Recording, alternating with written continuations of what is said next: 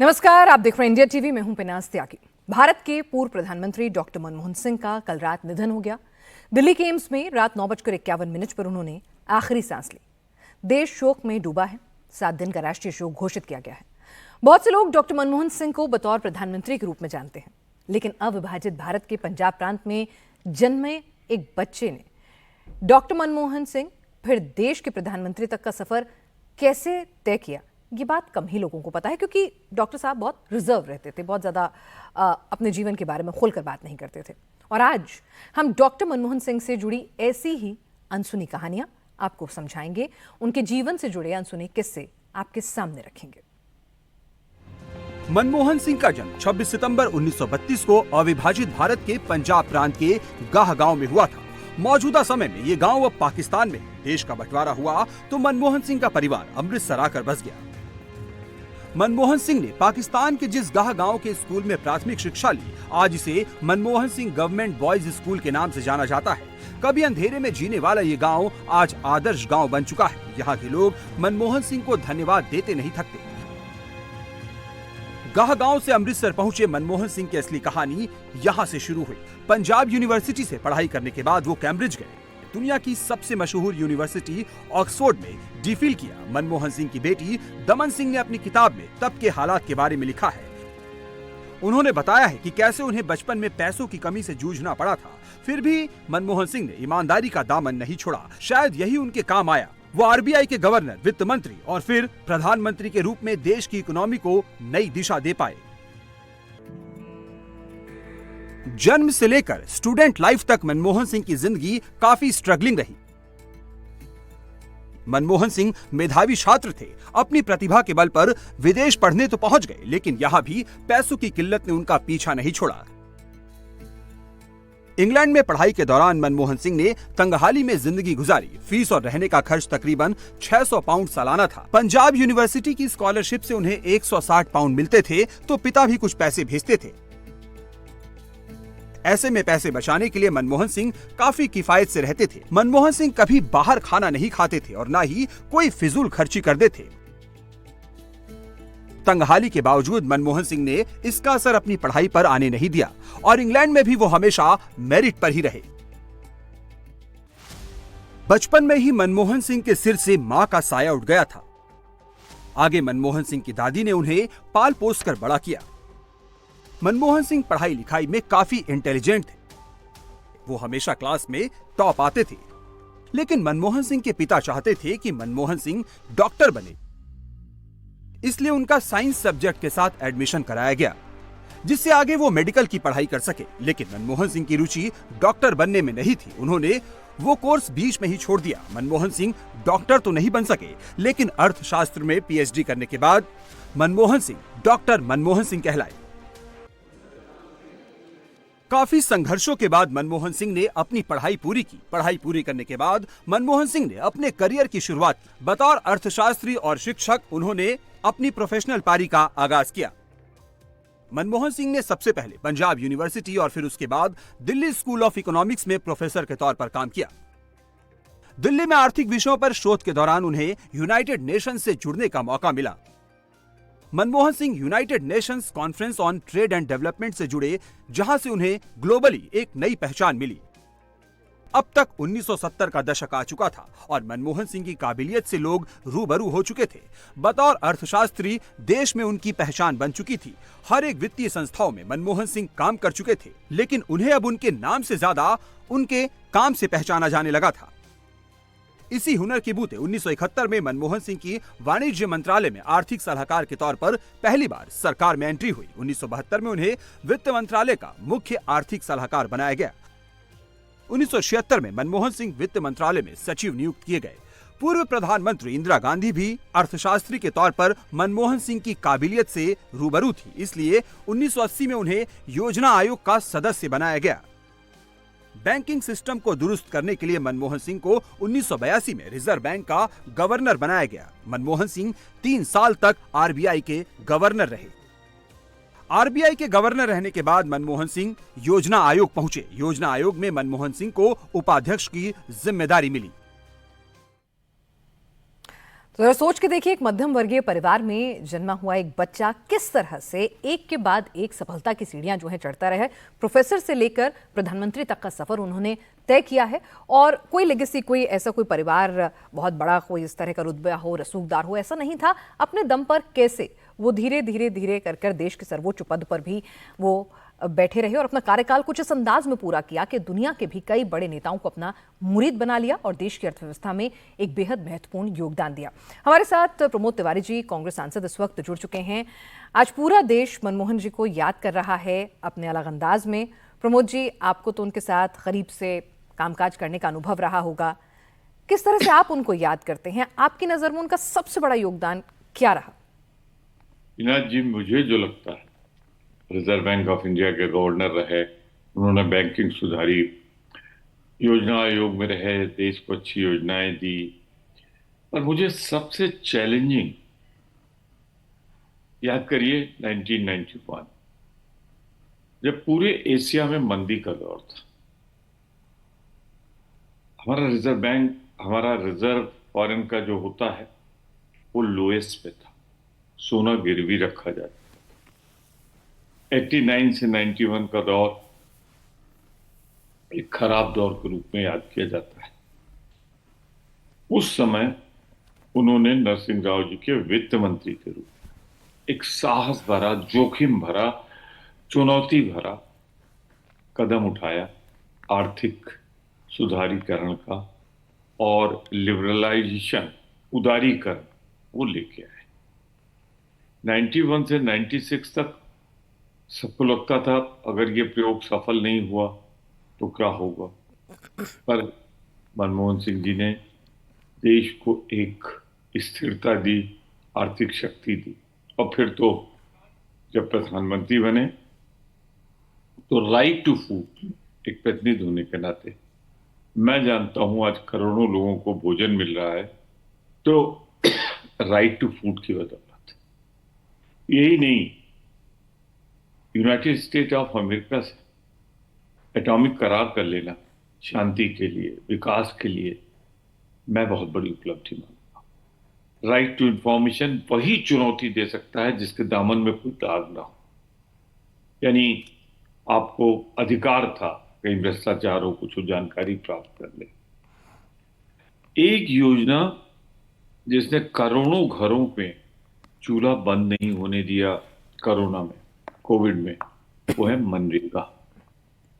ये उनकी लाई, इससे रोजगार भी बना, विकास भी हुआ और घरों में चूल्हा भी जला। तो तमाम चीजें हैं, किस रूप में याद करो। मुझे तो एक दूसरा आता है, मुझे 2 बार रहने का मौका मिला राज्यसभा में उनके साथ रहने का जी। मैं कहूं कि आखिर तक वो छात्री रहे, आ जाते थे समय से। पूर्व प्रधानमंत्री कौन आता है 11 बजे। मैं जब उपनेता बना, उन्होंने मुझसे हर बार पूछा, प्रमोद जी क्या बजे आना है, कितनी बार आना है। तो मैं कहता, साहब आज तो ऐसा कुछ है नहीं। तो कह, नहीं नहीं नहीं, मैं आ जाता हूं। स्वागत सुनते थे लोगों को और सुन के वो लोगों को अप्रिशिएट भी करते थे, आलोचना करते नहीं थे, अप्रिशिएट करते थे या चुप रहते थे। मुझे याद है उनका, एक बार वोटिंग हो रही थी, मेरे सामने बड़ी समस्या थी कि शायद जीते न जीते, हमारे पास वो कम हो जाए, पर मनमोहन सिंह जी की तबीयत ठीक नहीं थी, कैसे आए। मैंने उनसे सिर्फ अनुरोध किया, वो व्हील चेयर पर बैठ गया। कुल मिला के अगर देखें तो एक आदर्श सांसद, एक भारत देश को पहला अर्थशास्त्री प्रधानमंत्री मिला, उसने भारत की स्थिरता दी। नतीजे के तौर पे 1991 का भारत देखिए और आज देखिए भारत 2014 में जब उन्होंने छोड़ा, 5 महाशक्तियों में एक बनाकर छोड़ा। तो ये एक सफर उनके साहस भरे निर्णयों के लिए जाना जाएगा। मैं तो मानता हूं एक गुण मुझे बहुत पसंद है, मैं आपको अगर कहूं कि बिल्कुल, पॉलिटिक्स में कौन है जिस पे आरोप नहीं लगते। तमाम आरोप। पर एक शख्सियत तो है, मनमोहन सिंह पर कोई व्यक्तिगत आरोप कभी नहीं था। ये प्रमोद, है उनकी चमकता हुआ स्वरूप, चमकता हुआ सबसे व्यक्तित्व। निश्चित तौर पर उनकी सादगी, उनकी सौम्यता, उनकी ईमानदारी अक्रॉस द पार्टी लाइन, तमाम डिफरेंसेस के बीच में हमेशा उसको सम्मान किया गया और आज भी उनको उसी अंदाज में याद किया जा रहा है। लेकिन प्रमोद जी, आपको लगता है कि बतौर कांग्रेसी भी उन्होंने अपनी वफादारी, अपनी ईमानदारी पूरी तरह से, अपनी प्रतिबद्धता पार्टी के लिए रखी, लेकिन कहीं ना उन्होंने कहीं उनको वो जो ड्यू क्रेडिट, अगर हम कहें, ठीक है, पार्टी में सम्मान, प्रधानमंत्री का पद भी मिला, लेकिन जो कामयाबी थी वो इस तरह की स्थितियों में प्रधानमंत्री बने कि उनके किए गए काम का क्रेडिट जो है उनको ही नहीं मिला। आपको लगता है कि एक बड़ी आयरनी रही? देखिए, एक चीज बता दूं मैं इस बात के लिए धन्यवाद दूंगा सोनिया जी को, जो प्रधानमंत्री के रूप में, मैं तो कई ऐसे दृश्यों का गवाह, वो कभी, जब तक मनमोहन सिंह जी कहीं मीटिंग से चले न जाए, नहीं जाती थी, जहां बोलती थी वो इतना खुल के बोलती थी। कांग्रेस का हर आदमी उनकी ओर देखता था कि देश के सुधार, देश के विकास, देश की आर्थिक प्रगति पर वो काम करेंगे। हाँ, वो कोई बहुत अच्छे कुशल वक्ता नहीं थे, वोट कैचर नहीं थे, तो उस दिशा में जरूर उनको वो नहीं मिला होगा जो लोग प्रधानमंत्रियों से उम्मीद करते हैं। तो हमारे यहाँ प्रधानमंत्री वही माना जाता है, चाहे ये जमाना मोदी जी का हो, अटल जी का हो, इंदिरा जी का हो, राजीव जी का हो, जो पब्लिक मीटिंग करके वोट दिला सके। तो मनमोहन सिंह जी की नीतियां वोट दिलाती थी, उनके भाषण नहीं। तो यहां तक तो मैं आपको इस बात पे स्वीकार करता हूं कि वो जिताऊ नहीं थे नेता के रूप में, पर नीतियां उनकी लोगों को जिता देती थी। तभी तो याद करिए 2004 से 2009, 5 साल के कार्यकाल के बाद जो एटॉमिक करार किया, किसानों का कर्जा उनसे ज्यादा किसने माफ किया? 74,000 करोड़। 2009 में हमारी संख्या बढ़ गई और मुख्य विरोधी दल बीजेपी की संख्या घटी। तो ये तो चमत्कार उन्हीं का था। तो बिल्कुल, कहीं ना कहीं उनका काम बोलता रहा, वो मौन रहे। प्रमोद जी, लगता है कि जब यूपीए 2 में आखिर के जो 2 साल थे, कई सारे नेताओं पर सवाल भी उठे, कई आरोप भी लगे, और उसका खमियाजा जो है मनमोहन सिंह जी को कहीं ना कहीं पर्सनली भी एक उनके उनको भुगतना पड़ा, उनको बहुत कुछ ऐसा सुनना पड़ा जिसके लिए वो डायरेक्टली नहीं, पर हाँ, क्योंकि प्रधानमंत्री थे, सब कुछ सुना उन्होंने, तमाम आलोचनाएं, तमाम आरोप उन्हें सहे। मीना जी, जब मिली जुली सरकार चलाओ, निर्भरता का दौर हो दूसरों पे, तो सुनी जाती हैं, तमाम लोगों पे हो जाती हैं। आप याद कीजिए वो दौर आरोप किस पे लगता था? जो सहयोगी दल थे। पर सबसे बड़ा चमत्कार यही है राजनीति का, दुनिया पे आरोप लगा हो, भारत के प्रधानमंत्री पर आज कोई झूठा आरोप भी नहीं लगा। यही उनकी सबसे बड़ी शख्सियत की खूबी है, और इसकी जितनी प्रशंसा की जाए कम है। जहां बैठाल दिए गए, योजना आयोग में, रिजर्व बैंक में, वित्त मंत्री के रूप में, प्रधानमंत्री के रूप में, वहां उन्होंने अपना सर्वश्रेष्ठ, द बेस्ट देश को दिया। प्रमोद जी, जरा न्यूक्लियर डील की बात कर लेते हैं। तमाम लोग कहते हैं कि भाई मनमोहन जी जो है अर्थशास्त्री थे, राजनीतिक तौर पर उस तरह के लीडर नहीं थे, मतलब पॉलिटिकली उतने साउंड नहीं हुए जितने वो इकोनॉमिकली साउंड थे। लेकिन जब बात आई देश के लिए न्यूक्लियर डील को गो थ्रू कराने की, तो उसके लिए वो सरकार को भी दांव पे लगाने से गुरेज नहीं किया, बहुत ही टफ स्टैंड उन्होंने लिया था। वो दौर, वो वक्त, उस दौर की कुछ बातचीत अगर आपको याद हो, उनका स्टैंड अगर आपको याद हो। मुझे याद है, और मैं कहूंगा उनमें राजनीतिक निर्णय लेने की भी क्षमता थी। याद कीजिए, न्यूक्लियर डील कैसे हुआ यूनाइटेड स्टेट्स से, ये उन्हीं की शख्सियत थी, अमेरिका मान गया। फिर एक तरह से नो कॉन्फिडेंस मोशन मान लें, या वो एक चीज थी कि ये क्लियर होगा कि नहीं होगा, लेफ्ट जिसके समर्थन से हम सरकार चला रहे थे, उन्होंने वापस ले लिया। समाजवादी पार्टी ने उस समय हमें समर्थन दिया, हम उस समर्थन से सरकार बहुमत प्राप्त करना चाहती थी। याद कीजिए, जैसे ही वोटिंग शुरू हुई, बहुत ही ड्रामेटिक ढंग से 3-4 सांसद पहुंचे और उन्होंने पार्लियामेंट में नोटों की गड्डियां बिखेर दी और कहा कि ये हमको दिया गया है वोट देने। अब सबको मालूम था, वोट देने के लिए दिया जाता तो आप ये यहां क्यों दिखाते? आपने लिया था, नतीजे के तौर पे पार्लियामेंट एडजर्न हो गई, हंगामा शोर शराबा। फिर सोनिया जी चेयरपर्सन थी, उनके कमरे में मनमोहन सिंह जी आए, वो थे। मैं उस समय सांसद नहीं था, विधानमंडल का नेता, मैं सोनिया जी से मिलने गया था। सबने अपनी अपनी राय दी, मैं नाम नहीं लूंगा किसने क्या राय दी, लेकिन मुझे याद है मैंने कहा साहब आज ही पार्लियामेंट का बाकी सेशन चला के आज ही बहुमत प्राप्त कर लीजिए, क्योंकि अगर बहुमत आपने नहीं प्राप्त किया तो कल के अखबारों में रात भर में जो उनका मकसद है वो पूरा हो जाएगा, और बहुत से फैन सीटर एमपी रहें ना रहें हम नहीं जानते। मनमोहन सिंह की दृढ़ता देखी, yes I will face the parliament और आई विल रिजाइन। जब उन्होंने कहा तो ये हुआ कि स्पीकर के पास वो भी गए, सोनिया जी ने भेजा, और फिर पार्लियामेंट रीअसेंबल हुई और उसमें मनमोहन सिंह जी विजयी बन के निकले। और वो साजिश जो एक ड्रामा करके खत्म करने की थी पार्लियामेंट, वो उनकी निर्णायक क्षमता का मैं उदाहरण देता हूं।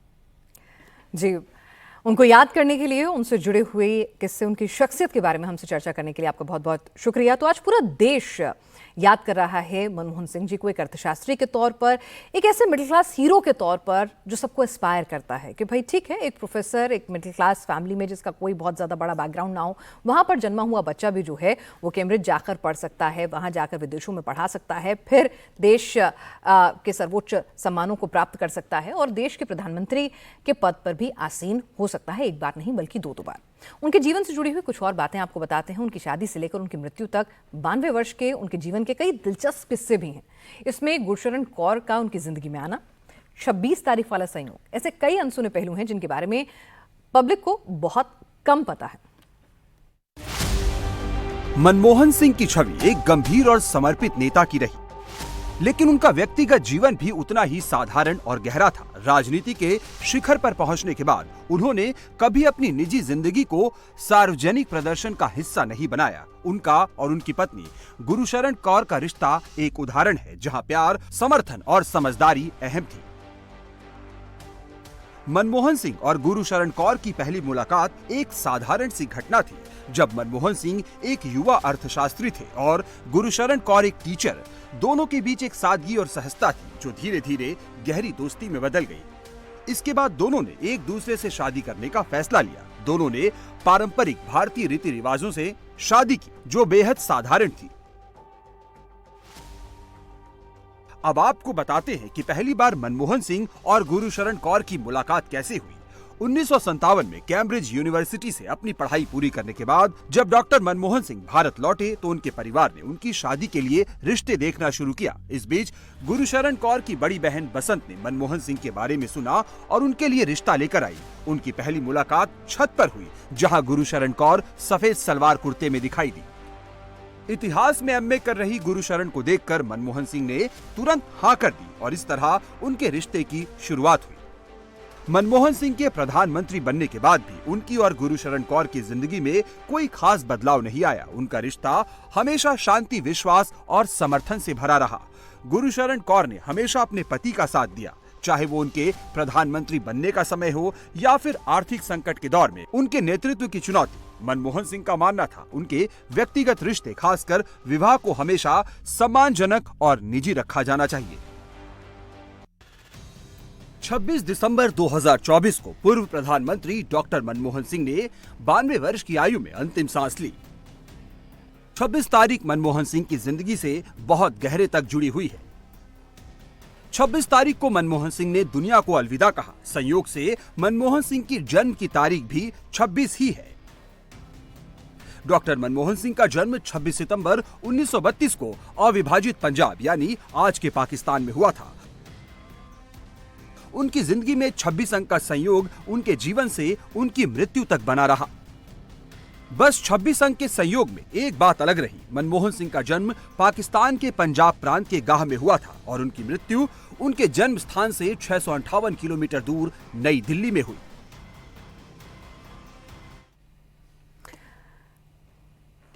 डॉक्टर डॉक्टर मनमोहन सिंह का अर्थशास्त्र का ज्ञान बहुत विशाल था, लेकिन इससे भी ज्यादा विशाल उनकी सादगी थी। मनमोहन सिंह की सादगी की मिसाल का एक किस्सा उनकी मारुति 800 कार से भी जुड़ा हुआ है। मनमोहन सिंह की जिंदगी से जुड़े कई दिलचस्प किस्से हैं। इन्हीं में से एक उनकी सादगी के किस्से भी हैं। बतौर प्रधानमंत्री मनमोहन सिंह को हाई सिक्योरिटी फीचर से लैस BMW कार मिली थी, लेकिन मनमोहन सिंह को महंगी BMW से ज्यादा अपनी पुरानी मारुति 800 सबसे ज्यादा प्रिय थी। इस बात का जिक्र असीम अरुण ने किया है। असीम अरुण 3 साल तक मनमोहन सिंह के सुरक्षा गार्ड रहे हैं। असीम अरुण ने इसका जिक्र करते हुए एक्स पर लिखा है कि डॉक्टर साहब की अपनी एक ही कार थी, मारुति 800, जो पीएम हाउस में चमचमाती काली BMW के पीछे खड़ी रहती थी। मनमोहन सिंह जी बार बार मुझे कहते, असीम मुझे इस कार में चलना पसंद नहीं है, मेरी तो गड्डी मारुति है। मैं समझाता कि सर ये गाड़ी आपके ऐश्वर्य के लिए नहीं है, इसके सिक्योरिटी फीचर्स ऐसे हैं जिसके लिए एसपीजी ने इसे लिया है। लेकिन BMW जब मारुति के सामने से निकलती तो वो हमेशा मन भर उसे देखते, जैसे संकल्प दोहरा रहे हो कि मैं मिडिल क्लास व्यक्ति हूँ और आम आदमी की चिंता करना मेरा काम है। करोड़ों की गाड़ी पीएम की है, मेरी तो ये मारुति है। मनमोहन सिंह की जिंदगी में सादगी से जुड़े ऐसे कई किस्से हैं जो अब पूरी दुनिया याद कर रही है। 2004 से 2014 तक प्रधानमंत्री रहने के अपने कार्यकाल में मनमोहन सिंह पर कम बोलने, चुप रहने के आरोप लगते रहे। लेकिन कम बोलने वाले पूर्व पीएम जब बोलते थे तो पूरी दुनिया उन्हें सुनती थी। संसद के अंदर तो कई बार उनकी शायरी भी गूंजती थी। A poet has said, हमको है उनसे वफा की उम्मीद जो जानते नहीं वफा क्या है।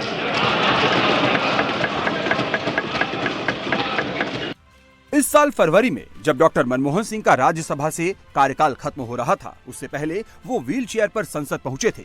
लोकतंत्र के प्रति उनकी इस भावना को देखकर खुद पीएम मोदी भी उनकी तारीफ किए बिना नहीं रह सके थे। जिस प्रकार से उन्होंने इस सदन का मार्गदर्शन किया है, देश का मार्गदर्शन किया है, वो हमेशा हमेशा जब भी हमारे लोकतंत्र की चर्चा होगी तो कुछ माननीय सदस्यों की जो चर्चा होगी उसमें माननीय डॉक्टर मनमोहन सिंह की योगदान की चर्चा जरूर होगी।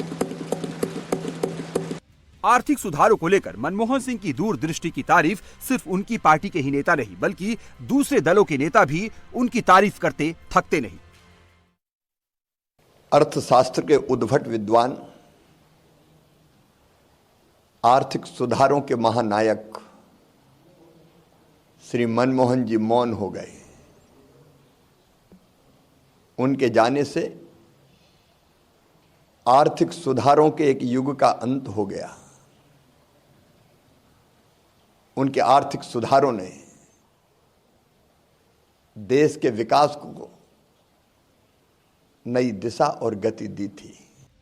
साल 2004 में देश के प्रधानमंत्री के तौर पर अपने कैरियर के सबसे बड़े पद को संभालने से पहले डॉक्टर मनमोहन सिंह अर्थशास्त्र के शिक्षक से लेकर कई बड़ी आर्थिक संस्थाओं के चीफ रह चुके थे। और इन्हीं अनुभवों का नतीजा था कि 2008 में आई वैश्विक मंदी में डॉक्टर मनमोहन सिंह ने अपनी आदत के मुताबिक बड़ी खामोशी से भारत को आर्थिक संकट से उबारा, जिसकी आज भी पूरी दुनिया मुरीद है।